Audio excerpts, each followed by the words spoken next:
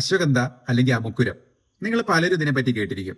ലൈംഗിക ശക്തി കൂട്ടാൻ ഉപയോഗിക്കുന്ന ഒരു ഔഷധമാണ് ഇതെന്നാണ് പലരുടെയും തെറ്റിദ്ധാരണ. സപ്ലിമെന്റ്സ് എടുക്കുന്ന പലർക്കും ഇതിനെപ്പറ്റി കുറച്ചൊക്കെ അറിവുണ്ടാവും. ബിത്താനിയ സോമനിഫെറ, ഇതാണ് ഇതിന്റെ സയന്റിഫിക് നെയിം. ഈ അശ്വഗന്ധ വാതത്തെ കുറയ്ക്കാനും അതുപോലെ തന്നെ രക്തത്തെ ശുദ്ധി ചെയ്യാനും പറ്റിയ നല്ലൊരു ഔഷധമാണ്.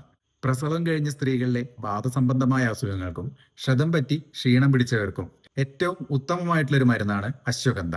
പുരുഷന്മാരിലെ സ്പേം കൗണ്ടും മോട്ടിലിറ്റിയും കുറയുന്ന അവസ്ഥകളിലൊക്കെ വളരെ എഫക്റ്റീവ് ആയിട്ടുള്ള ഒരു മരുന്നാണ് അശ്വഗന്ധ. ഇനി ശരീരപുഷ്ടി ആഗ്രഹിക്കുന്ന പുരുഷന്മാർക്കും സ്ത്രീകൾക്കും ഒരുപോലെ ഉപയോഗിക്കാനും അശ്വഗന്ധ വളരെ ഉത്തമമാണ്. മെനപ്പോസ് അല്ലെങ്കിൽ ആർത്തവ വിരാമ സമയത്ത് സ്ത്രീകൾ അനുഭവിക്കുന്ന ഒരുപാട് പ്രശ്നങ്ങളുണ്ട്. അവയ്ക്കൊക്കെ പാലിൽ ചേർത്ത് അശ്വഗന്ധ കഴിക്കാൻ പറയാറുണ്ട്. അശ്വഗന്ധയുടെ അഡാപ്റ്റോജനിക് പ്രോപ്പർട്ടി നമ്മുടെ ശരീരത്തിലെ കോർട്ടിസോൾ ഹോർമോണിനെ കുറയ്ക്കാൻ സഹായിക്കുന്നുണ്ട്.